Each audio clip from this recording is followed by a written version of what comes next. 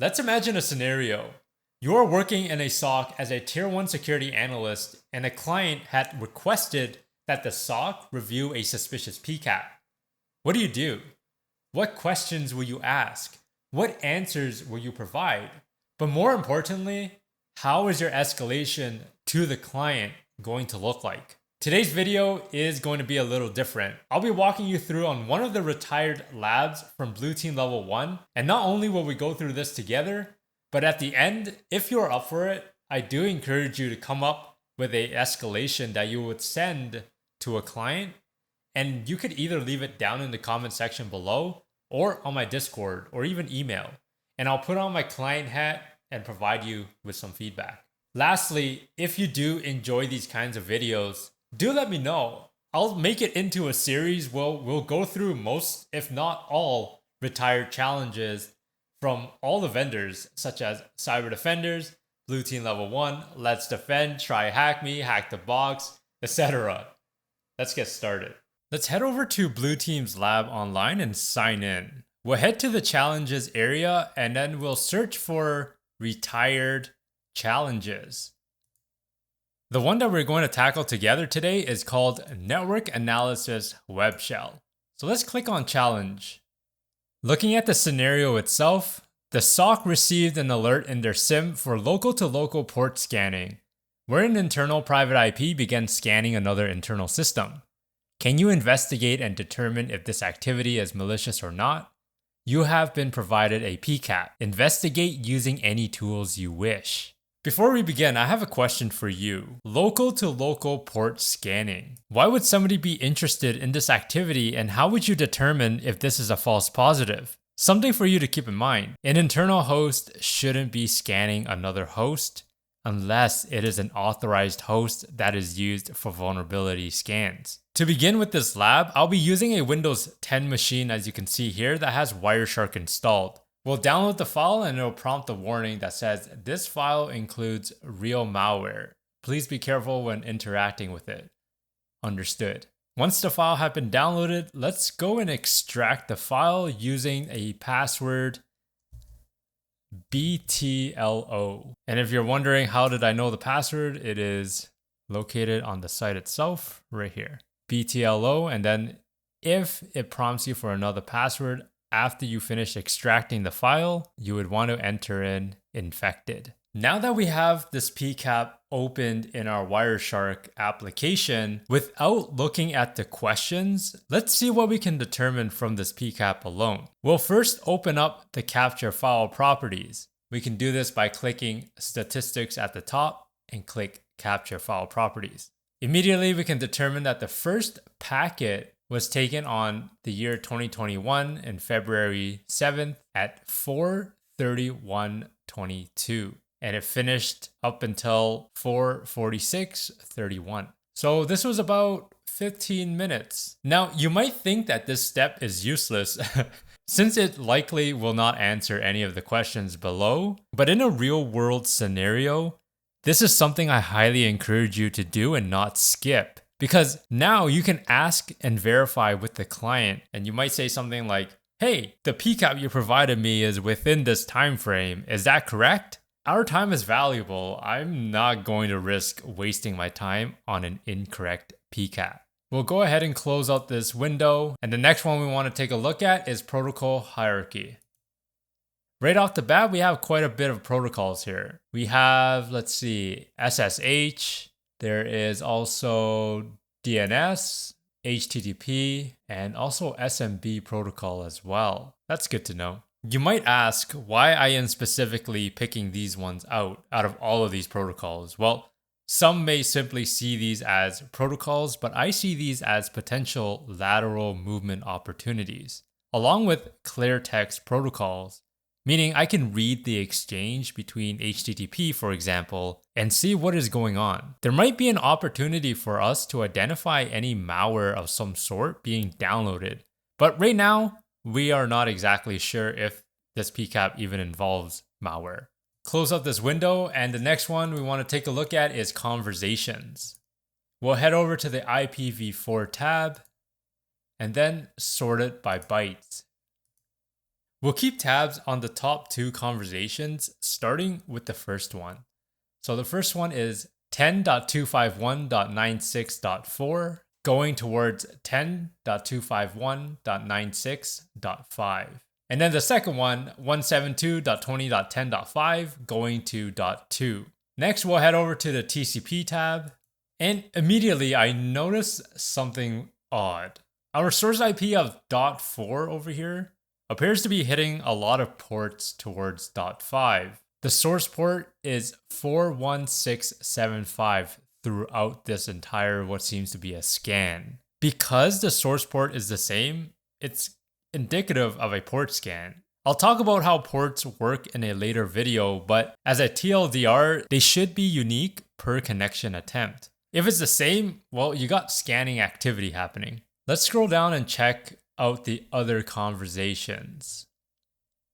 Okay, so right here, I see .4 hitting .5 on port 80. Now, if we were to scroll back up and then taking a look at port 80, we notice the bytes. It's different than the rest. The bytes on port 80 is 184, whereas the others is 118.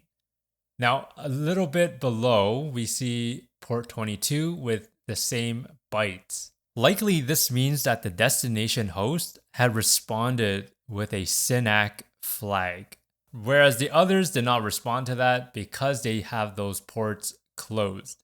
So we can infer that the IP of 10.251.96.5 has their port 80 and 22 open.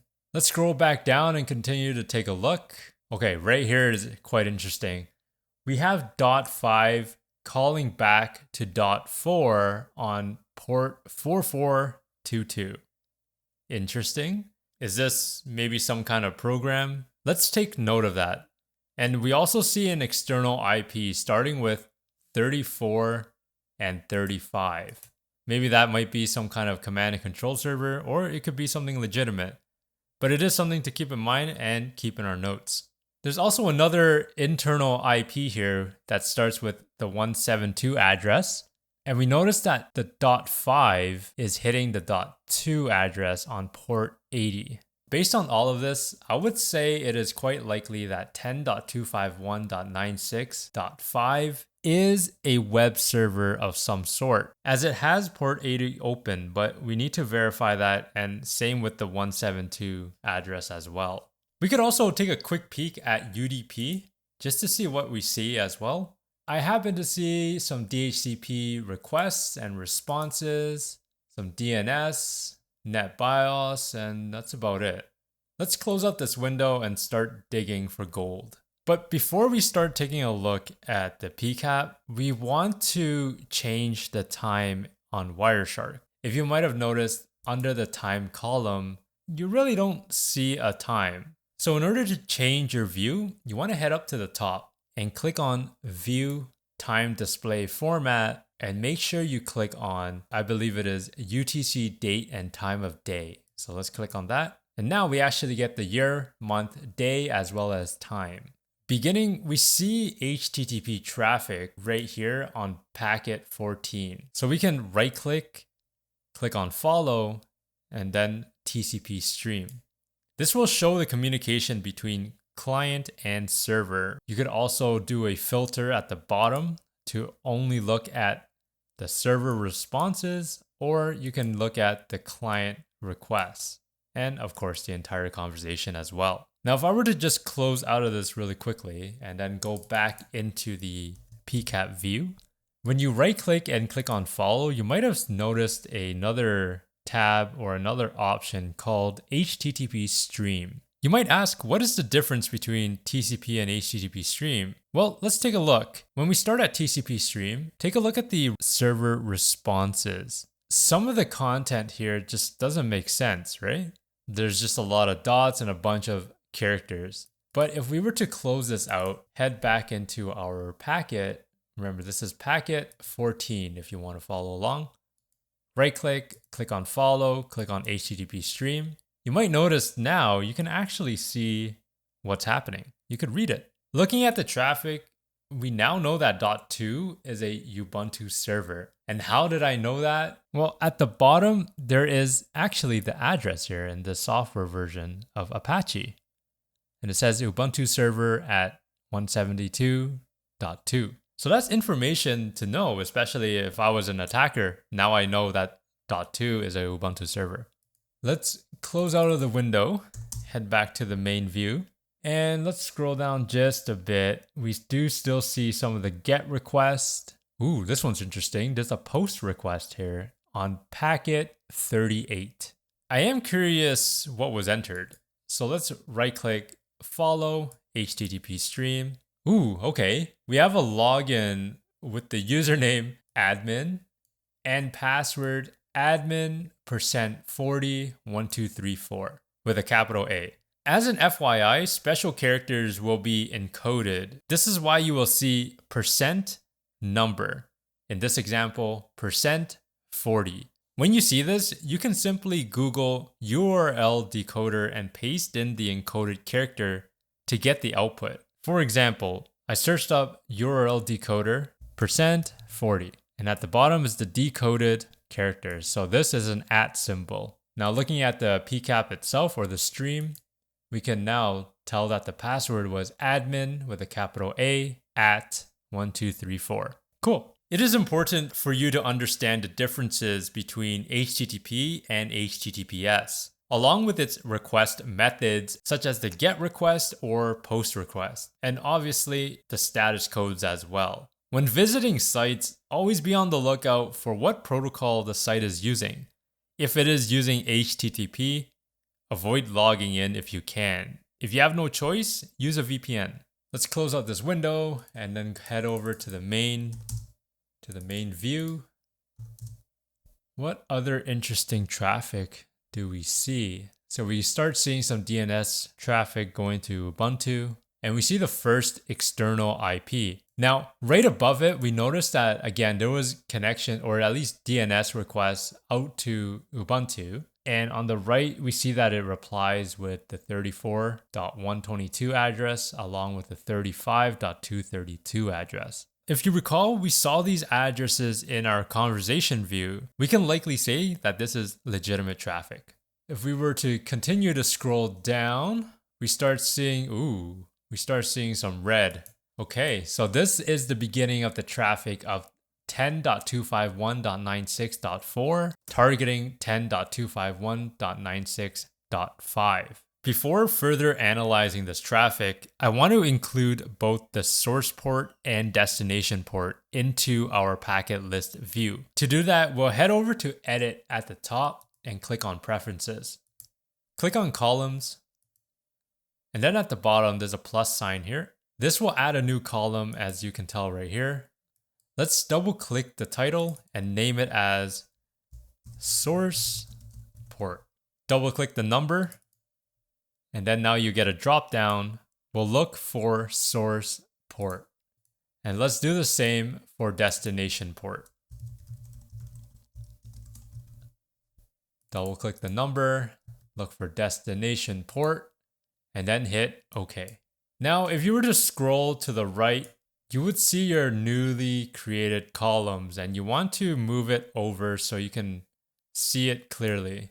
So I'm going to move both my source and destination ports. I'll move them beside the source and destination. That way it just makes sense. Awesome. So now we have both the source and destination port. So if we take a look here, the source port is 41675, and then the destination port 135. Cool. Awesome. So now we have both source and destination ports in our view. Let's take note of the first port scan attempt on packet 117. This happened on 2021, February 7th at 16:33:06. Sourcing from 10, I'm just going to call it 10.4 towards 10.5. We see a bunch of resets, as you can tell, with the red. And if we were to scroll down just a little bit, we actually start seeing a SYNAC right here on port 80 in packet 134. So we know port 80 is opened. And I would say that the same goes for port 22. If we scroll down just a bit, yeah, right here. So on packet 151, we see another SYNAC and heading towards port 22. I'm curious how long this scan goes on for right here. So the last scan was on packet 2166, or I should say 65. Wow, not even a second. That is quick. On packet 2172 right here, we notice that the first communication from .4 to .5 on port 80. Let's right click that and follow HTTP stream. Okay, it's similar to the 172 address. I mean, we see Apache Ubuntu server again. We'll likely see another post request maybe. If we scroll down just a bit. Yeah, right here, post request on packet 2190. Right click follow, HTTP stream. Interesting. Username %27. I wonder what that is. We can do the URL decoder, and it's a single quote. Exit out of that. Let's scroll down just a bit. We see another GET request on 2215. I'll right click that and follow it. So it's still the same kind of stuff, but there is one thing that is quite interesting. So let me go back to the other GET request, this one right here. If we were to follow that, take note of the user agent, right? The user agent Mozilla/5. Now, if we go back, if we follow this, the user agent is GoBuster version 3.0.1. Let's keep note of the time on the first use of this, 1634.05. For those that don't know, GoBuster is a tool that can crawl directories. And if you are ever interested in how this would look like in a PCAP, well, here you go. Now, looking into the stream itself, majority of these are 404 not found. I wonder if there are any successes. Now, we can do this by manually scroll until you find a 200, or at the bottom, we can search for http:/1.1 200 and then hit find next. And the only 200 we see is from the get/. So this is the root, and that makes sense. Let me close that out, head back over to our main page. Now, by the looks of it, this does go quite a bit. I mean, we see .config. If I were to just keep scrolling down, I guess, yeah, it would go through the entire directory, or at least known directories, alphabetically. Instead of manually scrolling, we can start crafting some display filters to zone onto the good stuff. There are many ways to craft your filter, such as looking at cheat sheets online or manually build it via right-clicking and apply or prepare as a filter. I'll demonstrate an example. I'll click on this 404 not found, and this is on packet 2259. At the bottom left corner, which is the packet bytes view, I'll expand the application layer HTTP, and then I immediately see a 404 not found, so I'll expand that. And then we see a status code right here, 404. So if I was looking for status code that is equal to 200, what I can do, and if I don't know how to write a query, what I can do is just right click, and then there is either apply as filter or prepare as filter. I'll select prepare and hit selected. At the top, you can see that it says http:/response.code equals 404. Now, if I wanted to look for 200, simply I just type in 200. I want to see the 200s coming specifically from the source of 10.251.96.5. So what do? Let's head over to layer 3, and then under source address right here, we can right click on prepare as filter, and now we have more options at the bottom. This case, I'll select and selected, and you notice my filter above immediately changes. So now it's looking for response codes from 200 and coming from a source IP of 10.5. Isn't that cool? Now we can just hit enter, and there you go. These are all of the 200s, or in other words, these are all of the ones that this web server replied to, saying that, hey, this exists. So now that we have this view, let's put our focus into the length. So the length column over here, we notice that there are a lot that is between 500 to 700. But then we see an anomaly right here, 8,494. This indicates that the server had responded with something quite large. As an example though, let's just click on this one right here, 2174 packet. We'll right click follow stream. And yeah, it doesn't really tell us too much. But if we were to go back to our filter here, and to do that on the right hand side, minimize this, on the right hand side right here, there's a drop down that you can click. And you simply click on the filter that you created and then hit enter. That's how you get your filter back and apply it. Let's take a look at the packet 7725, the one that has a length of 8,494. We'll right click that and click on follow, hit HTTP stream. Again, the user agent is GoBuster, but I'm afraid that the server might have responded to something, or that GoBuster had found a directory. Ooh, there you go. So look at that. Okay, that's a lot of responses. Let's take a look. The directory, or at least the file here, is info.php. The server responded with 200 OK. Again, this is them saying, hey, I exist. So this is a PHP info.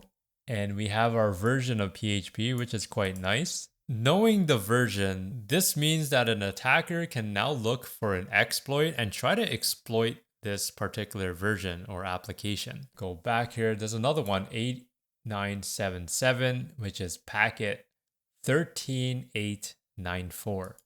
So we can right click this, follow an HTTP stream. It appears that we get the same PHP info, but if you notice, the user agent, it's not GoBuster anymore. It's Mozilla /5.0. Perhaps someone manually visited this directory. Let's head back to our main page. Now, I'm curious to know how long did GoBuster take to finish their scans. So we can continue to see that there's a lot of GET requests, right? And we're up to Z, so it's almost done. The last time that GoBuster had looked for a directory was right here, on packet 13661. Let's put that in our notes. GoBuster had finished around 163406. Now scrolling down a bit, I did notice the 172 address, taking a look at what appears to be browsing chocolate. Maybe somebody is just testing something. But yeah, there's a lot of chocolate. So something's likely being loaded on the background maybe. Again, this is all 172 traffic, so I'm not too concerned about 172. I'm more interested in the 10 dot address because that was seen to perform a port scan. Whereas the 172 kind of seems to be like a test server of some sort or some legitimate activity there. Now starting from packet 13886, we start seeing our 10 dot address again, and we see them viewing an info.php. There is an uploads. Okay, this one seems a little bit more interesting. Let's right click this uploads packet, which is 13914.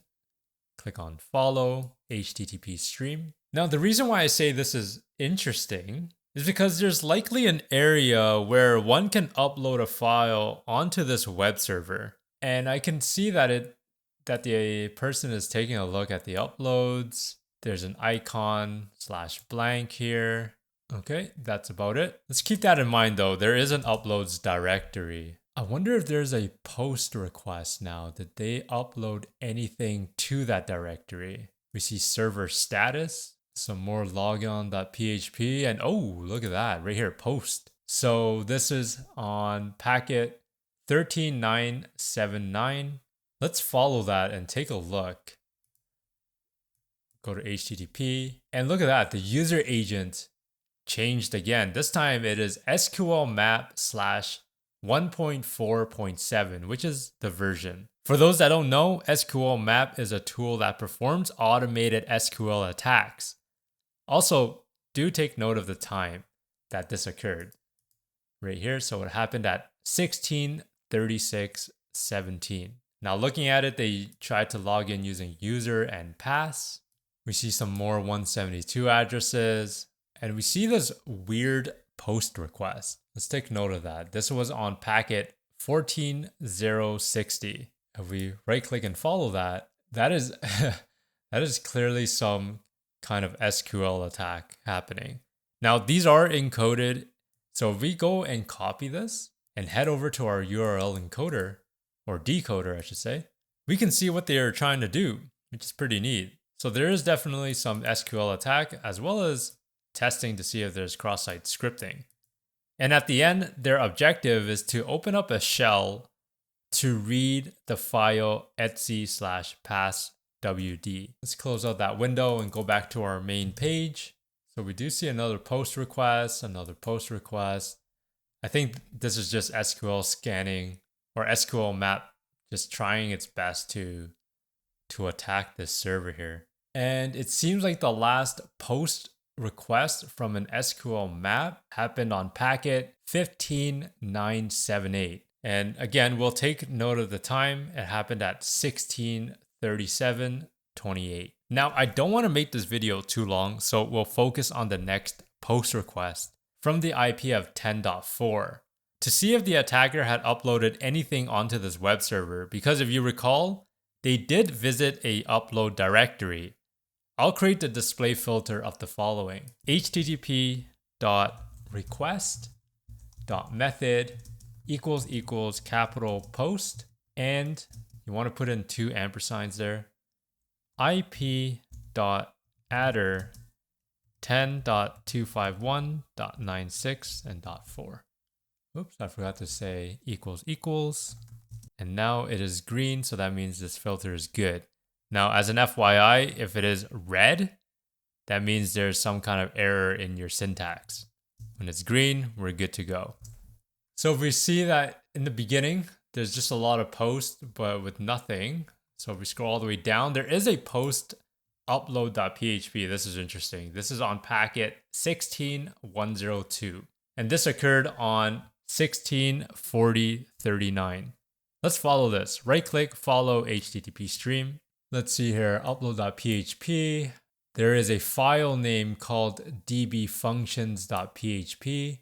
So this is interesting. Let's keep note of that. And I'm taking a look at the refer as well. So they referred to this upload.php via editprofile.php. So if I'm picturing this from an attacker's point of view, they clicked on edit profile, and under edit profile, there's a button called upload. So they clicked on that upload button and they started uploading this dbfunctions.php. That's a fun time. If we scroll down, we see them submit it. Nice. The file dbfunction has been uploaded. And that's it for this traffic. Okay. Very cool. Very fun. Very dangerous. So we see the uploads here and we see a get.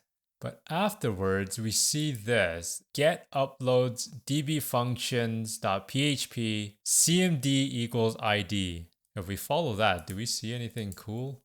Oh, well, we get the UID. Nice. So we get the users and groups. Okay. We do know that this indeed works. The next command here is a who am I? Again, you want to keep note of these, especially the time as well. So 16:40:51. The attacker initiated its first command, which is ID, followed by who am I? And is that it? Oh no, okay, right here. We got another interesting one on packet 16201 at 16:42:35. Let's right click and follow this.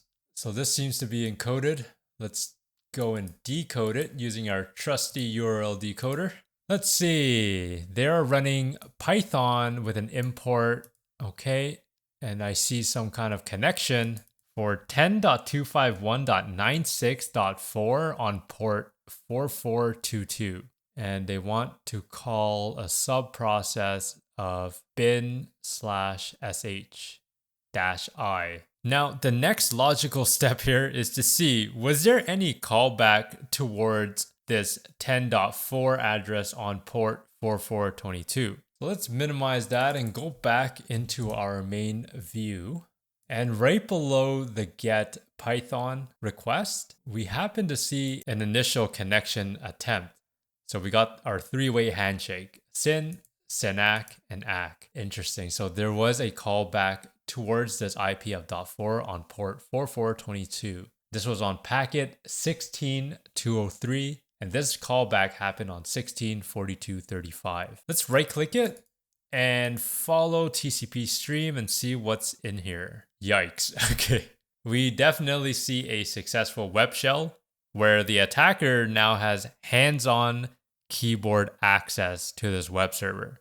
We notice the bash.-i, who am I, cd, ls. So it seems like they're just listing out the directories, just doing some discovery commands here.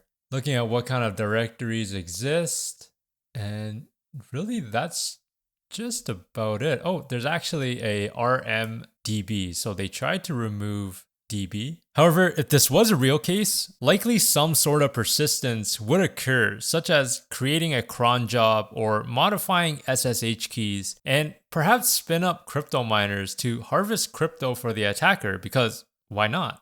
After taking a look at this PCAP, here are my notes. The username for the web server of 10.251.96.5 is www-data, and the host name is bob-app server. Now, how do I know this? If we recall, looking at the stream at the bottom, we noticed that the user is www-data, and the server name is this right here, bob-app server. Port scan activity occurred on 2021 February 7th at 16:33:06 from the IP of 10.251.96.4, targeting 10.251.96.5. Ports 22 and 80 were opened on 10.5. GoBuster version 3.0.1 was utilized by 10.4, and the start time of this activity was on 16:34:05, and the end time was on 16:34:06. SQL map version 1.4.7 was utilized on 10.4, and the start time was 16:36:17, and the end time was 16:37:28. A web shell named dbfunctions.php was uploaded to 10.5 from 10.4 at 16:40:39. And the attacker had ran the following commands: id, who am I, and a Python script for callback. Callback was established via a reverse shell beginning at 16:42:35 from 10.5 towards 10.4 on port 4422. Commands ran on the web server included the following: bash-i, who am I, cd, ls, python, and rmdb. The last observed activity was on 16:45:56. So now that we have our notes ready to go, let's take a look at the challenge itself. What is the IP responsible for conducting the port scan activity? Well, we know this from the 10.251.96.5. What is the port range scanned by the suspicious host? This one is interesting because we did not do this. Now, to find out the port scan range, we can click on Statistics, go to Conversations, head over to TCP, and then we can sort it by ports. Now, if you notice, the beginning port is 1, and then if we were to scroll all the way down, it ended in 1024. So the range is from 1 to 1024. The first port was 1, the last port 1024. What type of port scan was conducted? Now, if you recall in the beginning, I mentioned that the source port was the same. When this happens, that is an indicative of a TCP SYN scan. If you want to learn more about a TCP SYN scan, I'll leave a link down below for you to take a look. 2 or more tools were used to perform reconnaissance against open ports. What were they? If you recall, we did see GoBuster, and that version was 3.0.1. And then we also noticed SQL map using version 1.4.7. What is the name of the PHP file through which the attacker uploaded a web shell? So that doesn't necessarily mean the web shell file name itself. They're likely talking about where did they go to upload it. And if you recall, I did mention edit profile.php, it is likely the attacker clicked on upload from edit profile.php to upload that web shell. So let's go and actually try that. Edit profile.php. That is correct. Nice. What is the name of the web shell that the attacker uploaded? This one we know, dbfunctions.php. What is the parameter used in the web shell for executing commands? The parameter used was cmd. Now, how do I know this? If I were to go back to the packet that began its first command, which was on packet 16134, we see that it's calling the function right here, the web shell, and then it's getting cmd equals id. So the parameter here is cmd. What is the first command executed by the attacker? This was id. What is the type of shell connection the attacker obtains through a command execution? This is a good question. This is actually called a reverse shell. Now, you might ask, what the heck is a reverse shell? Well, just think of it as a way to automatically call back to a machine, in this case, to the attacker machine. What is the port he uses for the shell connection? This one we know because we decoded the encoded command, and that is 4422. If you are a student or a professional that wants to transition into cybersecurity, I want you to know that I offer free mentorship on my site with no strings attached. On there, you will also see products that I've personally created, in which you can download to help guide you along this journey. These products include resume and cover letter templates, bookmarks, a 1-year roadmap on how to get started in cybersecurity, and a list of interview questions to help you in your next interview. Not sure how long this video will be, but if you stay till the end, I truly appreciate it. When you perform these challenges, I want you to not only follow the questions and try to answer them, but do keep notes while you perform them as well, because this will help you eventually build a habit when you do land a role in a SOC. If you want to take it a step further, provide me with your escalation if you were to send this to a client. What would you say? What would be your recommendations? Feel free to leave it in the comment section below. Lastly, I have a course that I am working on, and it will be including over 20 labs that will go into detail, such as this one. If you enjoyed watching me break this down, I am sure you'll love the course. For more information, I'll leave a link down below in the description for you to sign up if you are interested. Thank you for watching, and I hope you found this informative. If you did, please let me know by hitting that like button and subscribe if you want to. Remember to stay curious and do things differently.